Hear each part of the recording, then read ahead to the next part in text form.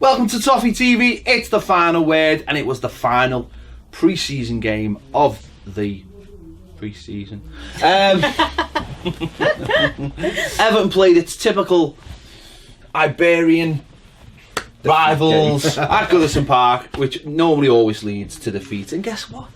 It did.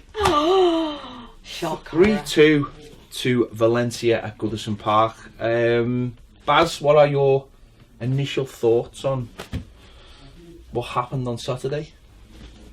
I thought the first half was a good game.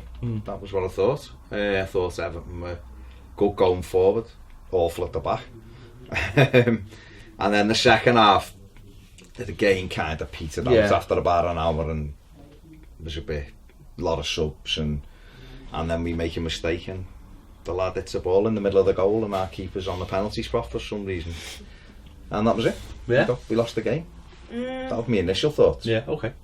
Yeah, that pretty much second what Baz has said there. First off, some positives. Going forward, we do look a lot better. We actually look like we've got some pace and a bit of a threat about the side now. But at the back, that was highlighted within the first few minutes of the game, wasn't it, when we went behind? And fortunately, I think it showed exactly why we had to sign a new left back as well, because Baines, as much as I love Baines, he was kind of shown up for the first two goals. But yeah, we've been saying, haven't we, for weeks now, until we get those players in, we know what we're going to get. We knew it was going to be a poor display at the back, and that's what we got. So frustrating with that.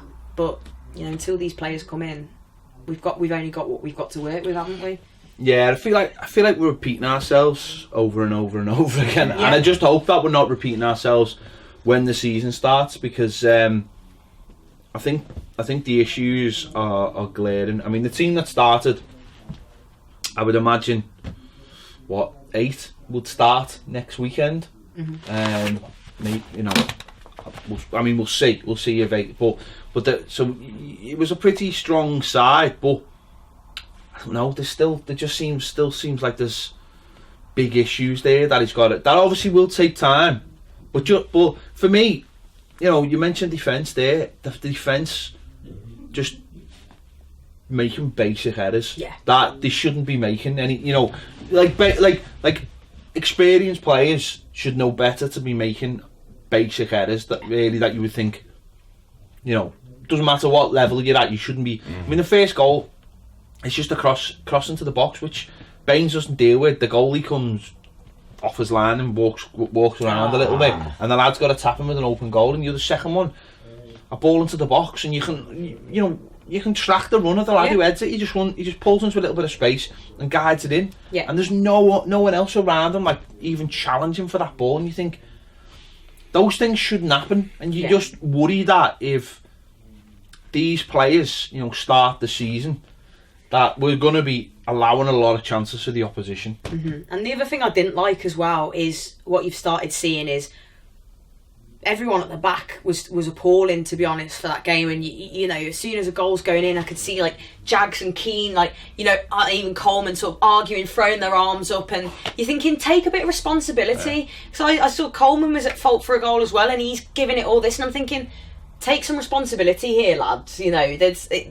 This is the worrying thing. There just doesn't seem to be that rapport, or we don't look like a team. We're not a team at the moment, are we? And that's a big concern. I just want to see some of these players, as you said, they're defenders. Basic stuff. Defend. It's I know it's a friendly, but this is stuff that's just should be easy to them. It shouldn't have even been, a chance. And you just think, it needs sorting. It really needs sorting. As you said, we feel like we're repeating ourselves, but it's because it still needs sorting. Yeah, it's collective responsibility as well. But you can't, looking to blame someone else. You've got the second goal in particular, that's, goes on the outside of Baines. Now, when that cross is pulled back, one of your centre backs should be looking to where Rodrigo was, their danger man was, and just left them. Yeah. Someone, if you're following the flight of the ball, the minute he crosses it, you know where that is. No one even went to him. And then Jack just blaming the midfield, the runners, they're all, you've got to make sure you do your job first and foremost, and then if you're getting blocks in and other people are free, then you highlight that issue. But It was a free header. The second goal was a free header. The first one, Baines has to deal with it. Yeah, the keeper doesn't need it. If he's come and get it. Yeah. Otherwise, stay on your line. Baines doesn't deal with it, and obviously they score. So that's the worry defensively. I think it's the pockets of four for me. It's the four central characters in our team. You know, Keane, Jagielka and Schneiderlin and Garner. I don't think Schneiderlin and Garner can play together. We've said it for a number of months, if not, you know, the last year at least. And Keane and Jagielka aren't, for whatever reason, gelling. Keane's struggling still. Jags looks like it might be one. You know, I don't know, but maybe he's just leggy because the pre-season's been difficult, and maybe when it settles down, I just don't believe that. I just don't think. I look at Jags and Keane, and I just think there's two players there who are looking for somewhere to hide, and there's nowhere to hide because neither of them are strong enough to get the other one through it. And I think that's a big problem. I think Jags, I'm not saying his legs have gone, because I've said about 18 times in the last 2 years, but both goals, I think the old Phil Jagielka in his prime would have dealt with those when the ball's in the air. I think he would have dealt with both of them. But the fact that both of them have got to dangerous areas, and you know, I just don't think Keane sees the danger. I don't think he ever reacts quick enough to the danger. I think the need, you know, we need a centre back who sees that earlier, who can deal with it, even if he doesn't deal with it first time, possibly has the pace to get away with it second time. And you're absolutely right about Garner. Garner's performances, I think, get dragged down when he has to play with somebody else. And Schneiderlin is. There was one on Saturday, and I think it highlighted it for me. And you know, I said it to you at the time. One of their players had the ball in the middle of the park, and Sigurdsson went over and done exactly what he does for Iceland. He went over and got round the player, but not to tackle him, just to press. And Schneiderlin was on the other side of him, right? And Sigurdsson had pressed enough for where the ball had become loose. And it needed Schneiderlin to come over, and Schneiderlin just stood there 5 yards away and just watched. And by the time he got there, he committed a foul, because the time the lad had moved the ball, Schneiderlin only had one option, it was to hit him. But if he'd been there 2 seconds earlier, like he should have been, then he would have nicked the ball away and we'd be in the possession. That's what pressing's all about. Pressing is basically has become a new thing, or seems to become a new thing. I know it's not really a new thing, but it's become a new thing because it's a way of winning the ball without actually having to tackle. It's forcing the opposition to give you the ball back. That's why that's why it's become such a big thing in football. You don't have to tackle anyone, but it relies on individuals collectively hassling players, and that's what I'm saying. Schneiderlin just hasn't got. He's just not quick enough on his feet. Whereas I think Garner is, but then Garner's just. I don't know, he's not the same player he was the first 6 months he came to the club. And what happened 6 months after coming to the club? He went to the African nations and come back and suddenly found Schneiderlin next to him. This is exactly it. What we need in there, for me, is a proper... I mean, you can call it number 6, you can call it number 8, but someone actually... Rooney actually showed what we need in there. Right? He did. We need a player in the middle of the park who can actually get the ball and use it, spread Find it. the pass, look at all the top players. They don't have a holding midfielder and another holding midfielder. They have a chaser Harrier like Chelsea with a Kante, but then they have someone with a class in there next to them who can actually pick up the ball and use it. And that's where I just don't think those two gel. One's a hurrier and hurrier chaser, whatever, and then you've got Schneiderlin who's just like, I don't really know what he does for us anymore. So I think we need class in there. Class is not easy to buy, no, but he's too slow going both ways. He's too slow to react defensively, so he's exposing 2 centre halves who aren't exactly. They can't be exposed. And he's not quick enough to get us going the other way, so he's not helping. So he's in the middle, and he's a problem. How many times they say to you, Saturday, look at him when it's getting passed around him, he doesn't know where he is because they just go bump, bump, bump, and they were away from him. He's constantly like this, isn't he? You know, looking or around. every touch as well goes back towards his own goal. Every single time he takes it, he wants to play that way. He loses the ball so often as well. He's too slow to recover from With it. simple passes as well, what should be simple passes, and I'm with you as well, Ped, with Garner. I think particularly first half, he was fantastic. You know, he was all over the place, and that's what he does so well. He will not stop running, he will fight, he will win the ball back. He's a little... He's fantastic, you know. I can't speak more highly of Garner, but we're not seeing the best of him. Look at Kante, as you said, the lad's won everything because he's always had that player alongside him where he can do all the tidying up and winning the ball and what have you. But then you need someone who's going to carry the ball forward or find the pass or do something creative with it. And at the moment, you've got Garner doing all this. And then, as you said, Schneidlin is taking his time too much. It's like he doesn't want to get stuck in. He doesn't want to get involved. And I don't know whether it's, you know, because I always put it down to me, it looks like he's just not trying hard enough. But I don't know whether now that he's not trying hard enough, or is it that he's not quick enough and he's just not cut out. And as you said, there's no forward play at all. Side to side to side to back to the goalie and it's like we've got such an issue in midfield now as well. And I think priority has to be centre halves.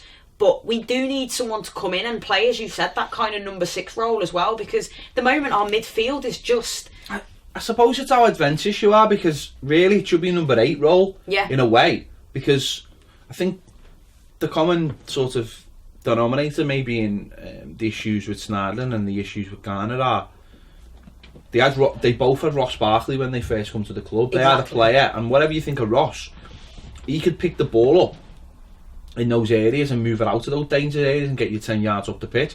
Then genuinely that's when his issues came into play, when he got into 10 yards further the pitch. But he would take you 10 yards up the pitch, and then his big problem was obviously the final ball was not always good enough. But he would get you up the pitch, he would get you out of those danger areas. And at the moment, we don't seem to be able to get out of those areas quick enough. The one way we can get out of those areas quick enough is Theo Walcott. I think he's a massive bonus to us. Did you get a bit of a shock then from the screen? You know, look at you. What's out the corner of me? He's a player. Theo Walcott's a player actually who can get you up the pitch. He's why he's so important. And I think we've seen that on Saturday. We'll come on to that.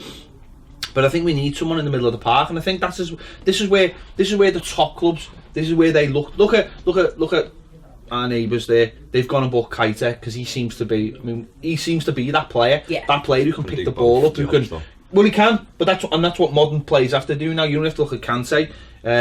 But he can pick that ball up and move it 10 yards up the pitch and then hand it off. And then you're away. Whereas Garner, that's something that Garner misses in his game. That's the one thing he misses in his game, is if Garner could pick the ball up and run with it and get you 10 yards up the pitch and then hand it off, rather than... Because this is another thing. Garner wins the ball most of the time, but then he hands it off in the same area he is. And if he's handing it off to Schneidlin, and Schneidlin's not a great passer, so where have you gone? You've gone nowhere. But that's why he should be in before Schneidlin. That's his position. When he came into our side, when we first bought him, we were all like that. Oh my! He was a 9 Unbelievable. Every week. He was a 9 out of 10. I remember doing the ratings at the time. He was man of the match every week, constant every week, because he just sorted the whole midfield himself. It was unbelievable. And then it was other people that we didn't have in the right areas that meant we weren't doing as well as we should have done. So that's why, for me, the only issue you've really got with Garner is that sometimes he goes pressing and chasing where he doesn't need to, and they just go bump, bump, bump, drag him out, and he's gone. But I think if you say to him, you're a holding midfield player, because he can take the ball, but if he's got a partner who's better, he'll win it, give it off to him, and that fella next to him has to be able to take that ball, but he has to be able to do both. It can't be Schneidlin, can it? I think we've seen enough of it now, as you said, all last season practically.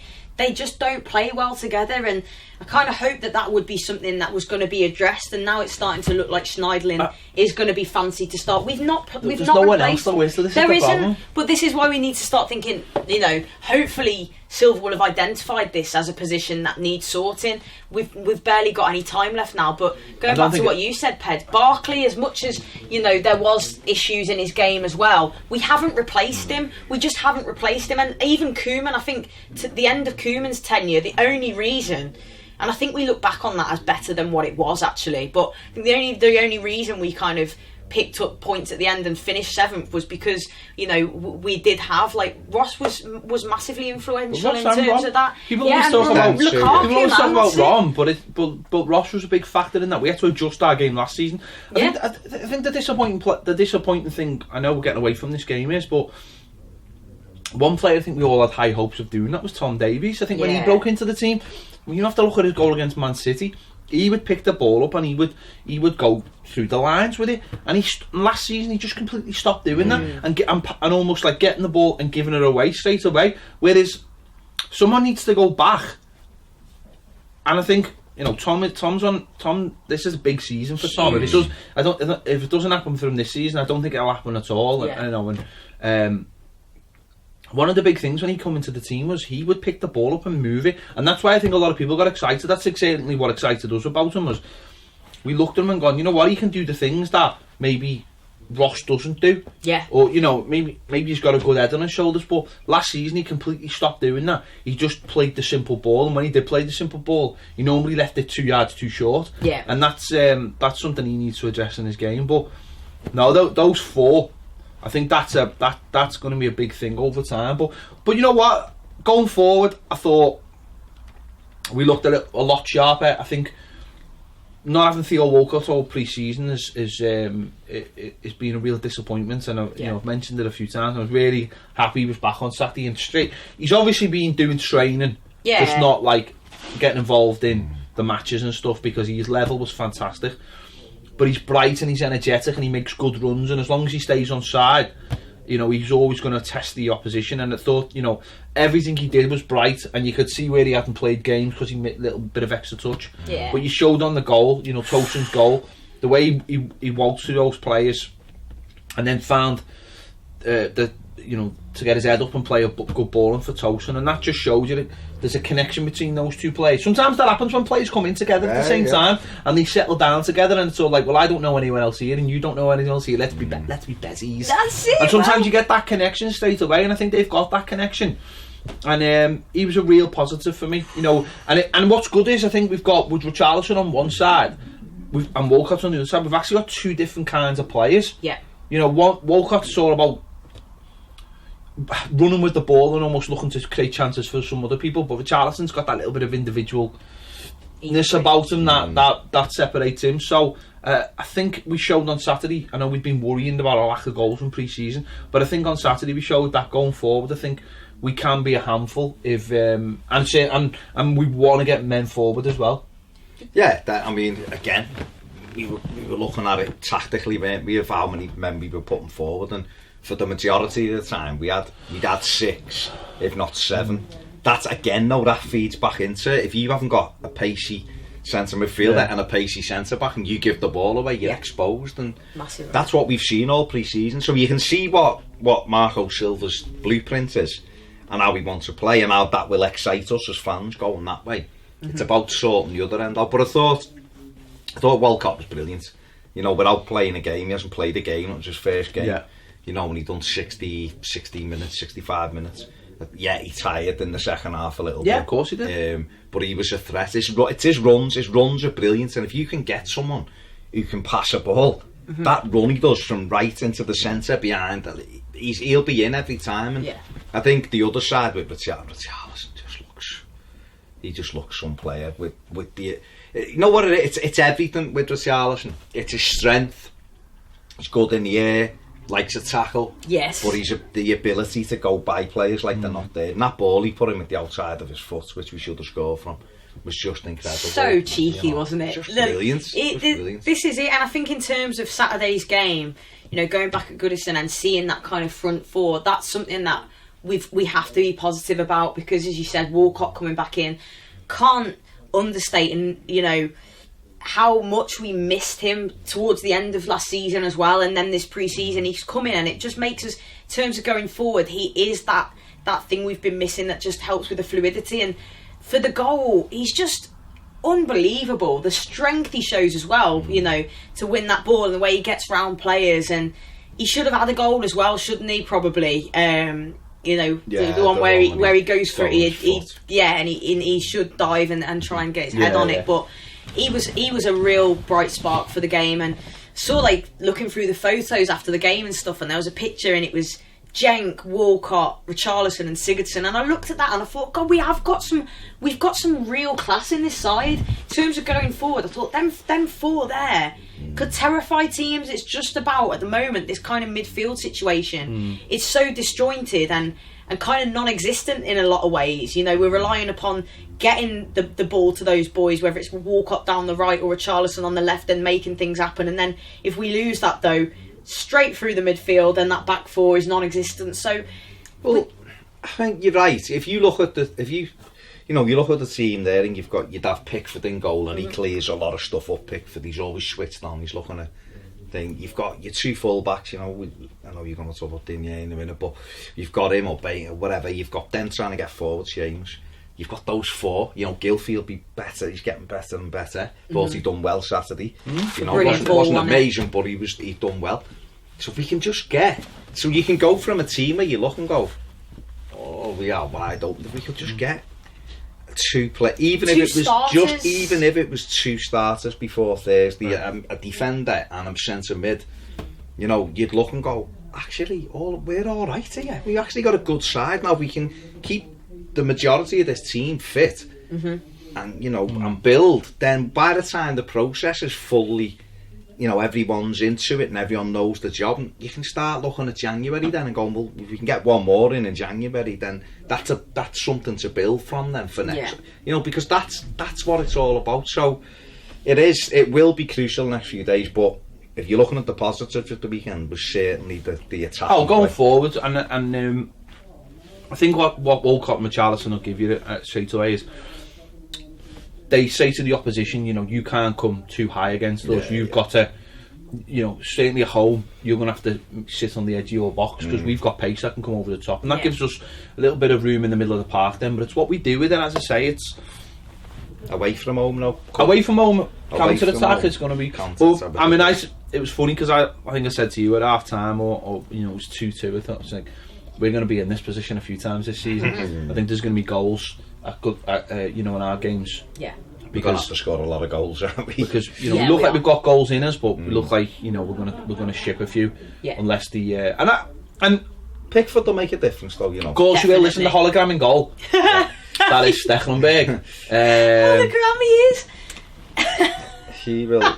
He's been pretty bad. Like, I mean, it was interesting that the new kid, Virginia, was on the bench. He was the third choice goalkeeper. I thought that's obviously the sweetener they've given him, and I can imagine by the end of the season he'll be second choice. I hope so. I really hope so. I really think he'll get fast tracked. I think they've obviously seen something in him and said to him, you'll be our second choice, and we see you as something as someone for the future.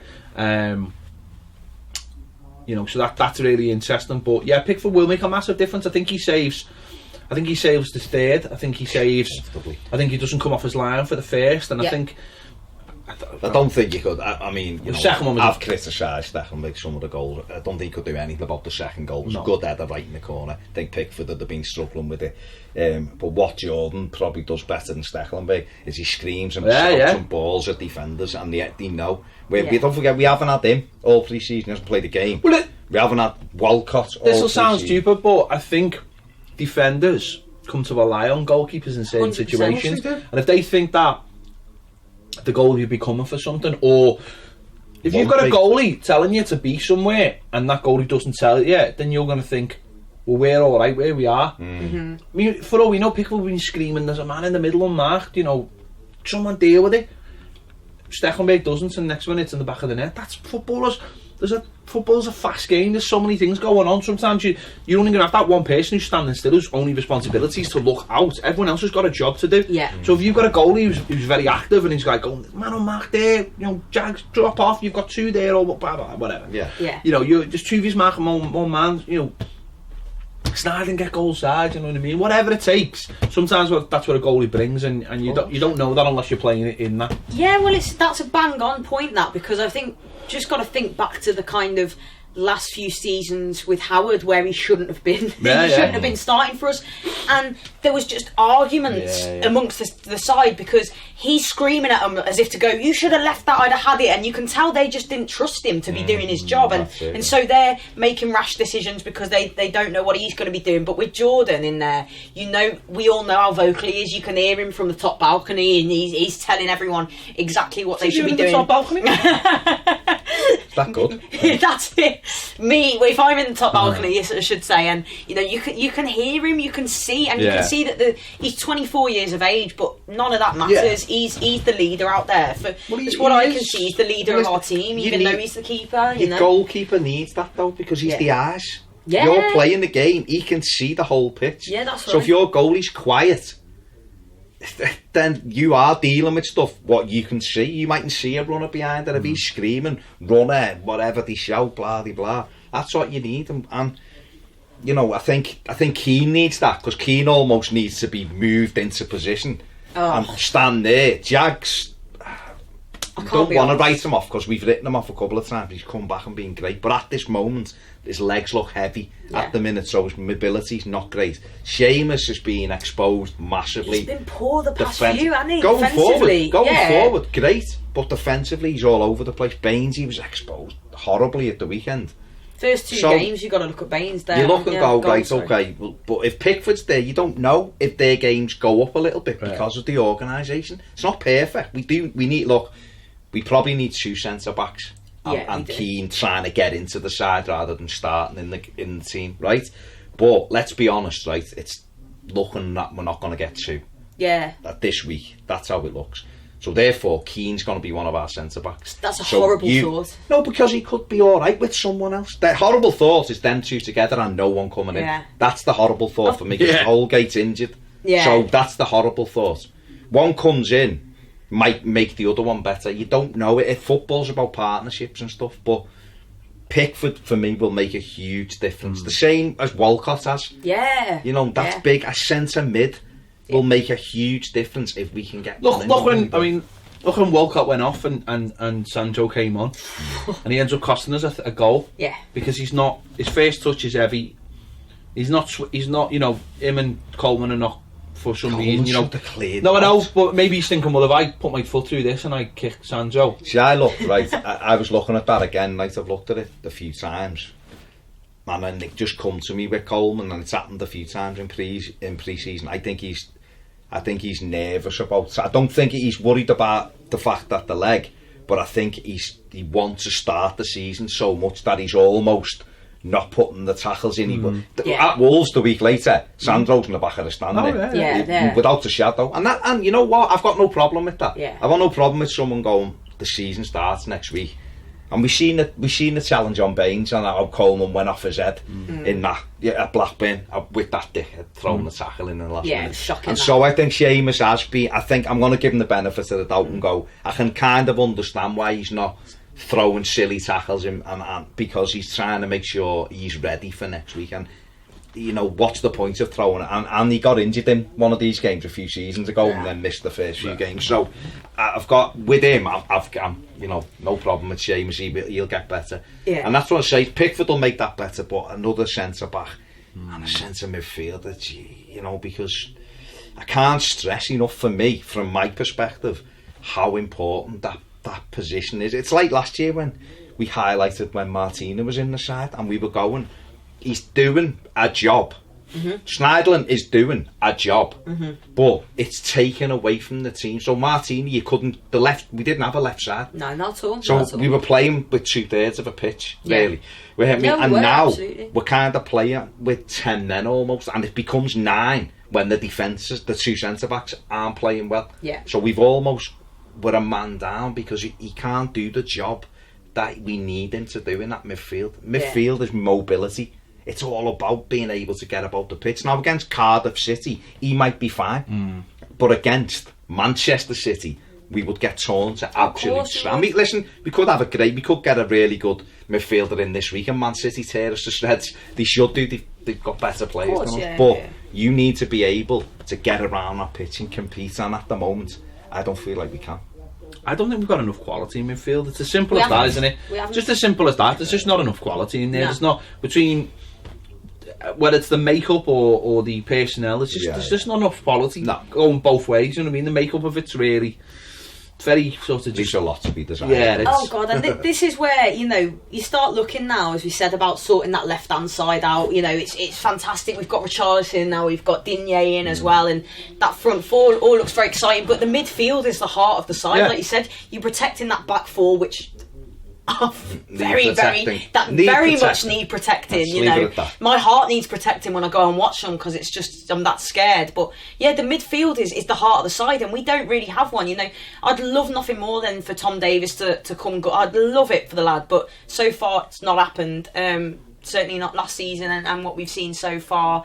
Schneiderlin, Garner. There's no magic man. There's no one where you go, it's all right. We've got a Ross Barkley, or I'd like to have seen us. Something happen, materialise with this Ruben Loftus-Cheek or even Dembele, because, like you said, we're all focusing on defence because we're so exposed and we're so weak and vulnerable at the back. But yeah, like you said, it's all very well and good bringing in even two brand new centre backs that are going to go straight in and they're solid. But if you haven't got that bit in between, then it limits us so much, and they're just going to be dealing with stuff. But it's about how we go forward.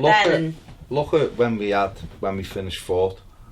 And we had Alan Stubbs and Weir and that. Now they were getting on. The greatest defenders. They were decent. Don't get me wrong, but a big part of why we were good there, and Yobbo was there, was Lee Carsley, because he'd done that job in front of the back four. Now Lee Carsley in isolation wasn't a great footballer for me. He backed off too much at times. But he was key. But that was a perfect three. It was him doing that job, Gravison doing the ball work, and Kale being the getting on the number 10 or whatever you want to say. That was a perfect through line. This midfield, it's just, what does it do? Sigurdsson's the number 10. I want him to do more for me. I still want him to. I like them as a footballer. I still think there's so much more he's got to offer Everton. Definitely. So much more. But then I look at the other two and I go, what are your jobs? Why does one of you need to do this job and one of you why can't you do both? Why can't Garner just sit in front of the back four and make sure the ball doesn't get through? Yeah. Why do we need two in there? Why? You look at it and go, you need... Look at... Schneiderlin has replaced Gareth Barry, right? That's who he's replacing the side. He can't do hard things Gareth Barry could do. Gareth Barry could sit. And okay, he sat too deep a lot of the times, but he sat. And when he got the ball... dead classy, always found a really good pass. Yeah, bang on. Without it being sort of hard work, or it was just classy. How many times did he just step in front of people and intercept the ball? That's it. And you'd go, clever. Whereas you watch Schneider and everything just seems a task. Yeah, dead hard. Like he finds himself on the wrong side or in the wrong place. Or give a free kick. I know Gareth Barry did give cheap kicks away, but everything just seems like hard work. I'm not saying I don't believe he's not trying. People go, he does not even. I don't believe that. I don't, honestly. I don't. I think he probably wants to play well, but it's not happening for him. And it's not happening. If it's not happening, and whether he's lost confidence and the fans don't believe in him, and there's a disconnect there now, I don't know. But he can't do the job we need him to do. Yeah. Or take Garner out and get someone to go in alongside him. Maybe the game's just moved on to.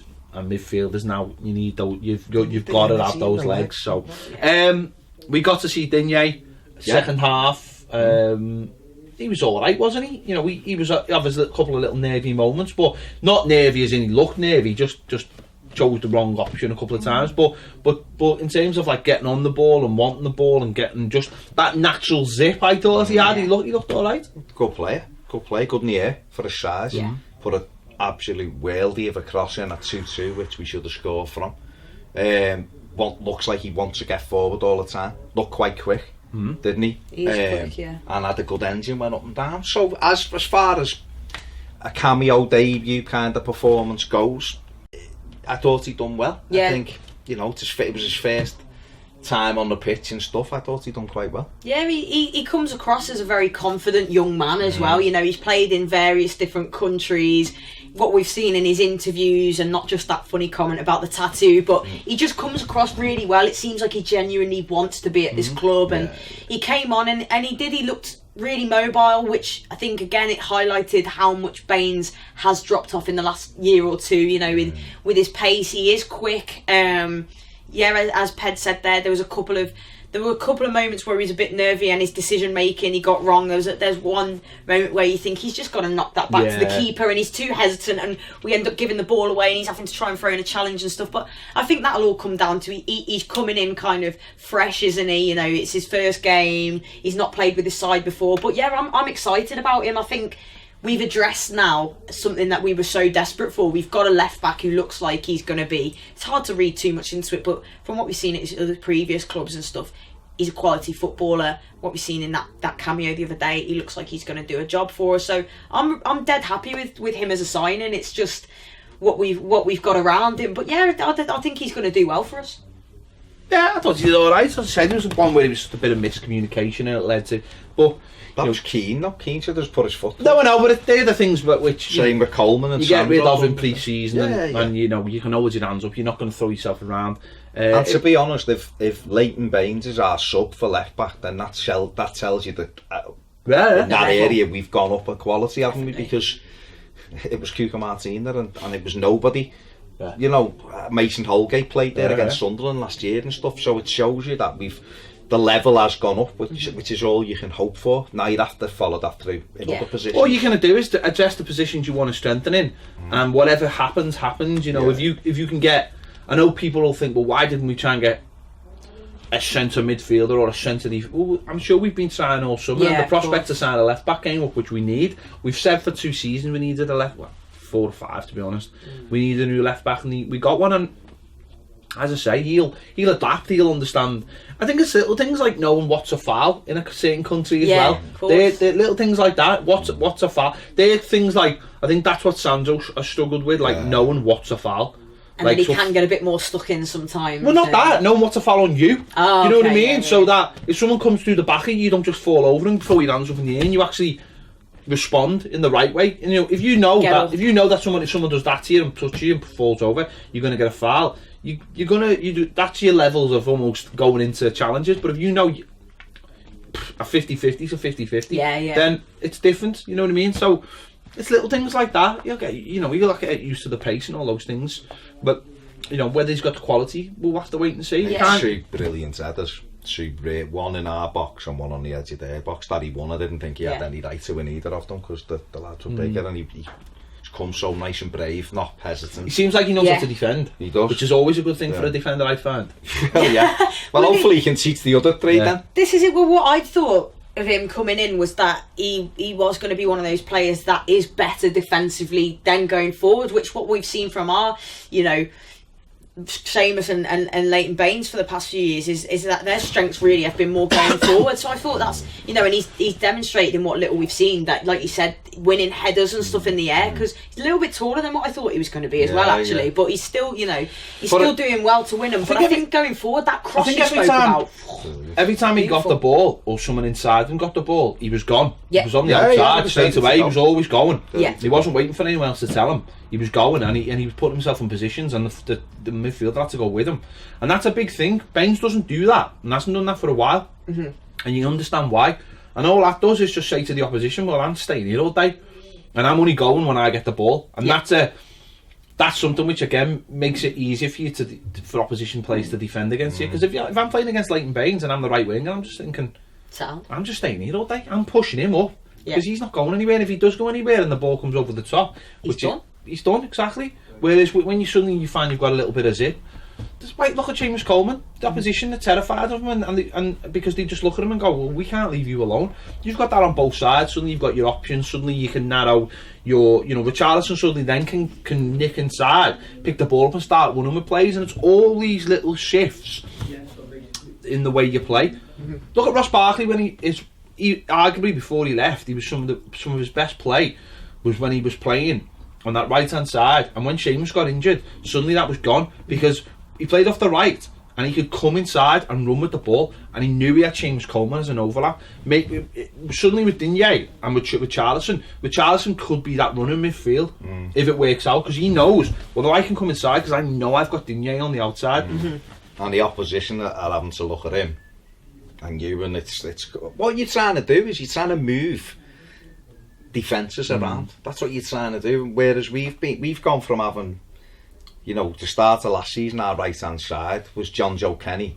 You know, we had like Calvert-Lewin there one bit. You know, we were Wayne Rooney played out there one game. We were trying to put bits and pieces together. Davy Klassen, it wasn't working. 12 months later, we're starting the season with Seamus Coleman, Theo Walcott on one side, Digne, we've got Richarlison on the other side, Adam Ola-Luckman's on the bench. Yeah. You know, need to smile. You've got options. You've got options going that way, and that's why it keeps coming back to that. I think what's actually promising is that the weak points, as weak as they are, they're quite evident now. They are quite evident. So it's like, so maybe that's so. In terms of the rest of this week, you're thinking, right? Can we bring bodies in? And if we don't, or we don't bring enough bodies in, then you have to start working to make those positions better, or players to be better, and that ultimately that's the job of the coach. And that's what I think managers or coaches don't get challenged on enough. You know what I mean? Like for years it's been like, oh well, he hasn't bought this player or that player, and the true mark of a top manager, and this is where Pep Guardiola's the king at the moment, isn't he? Is does he make players better? Moyes was brilliant at it, because that's what his key was.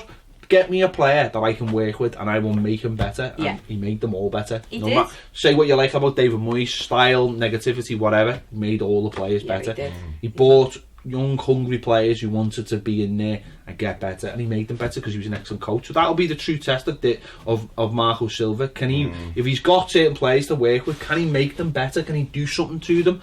And that's all you can hope. That takes time, but that's something that certainly doesn't happen overnight. So we'll have to wait and see. I'm still worried. I'm worried about some things, but we won't talk about them now. We'll talk about when we do our season preview.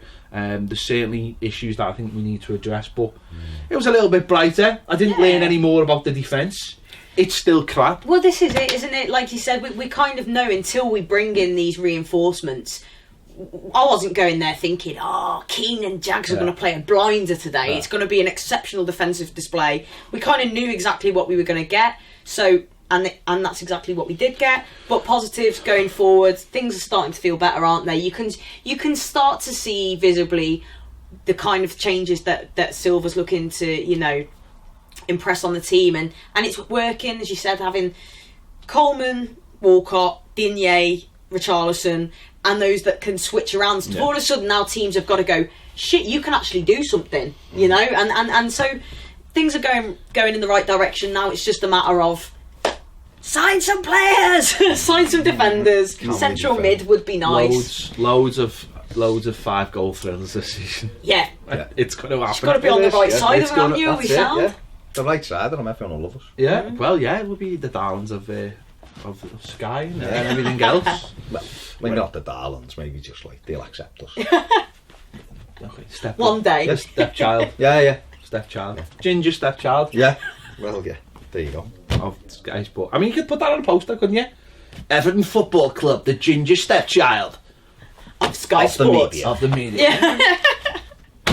It writes itself. It does. Anyway, let us know your thoughts in the comments. Big thanks to Sarah for coming in again. Pleasure. Representing Love it. the Blue Room. Let us know your thoughts. Click the bell for alerts if you want to know about when the videos come out. If you haven't already subscribed, please do. And you want more great videos, join us on Patreon. See you later.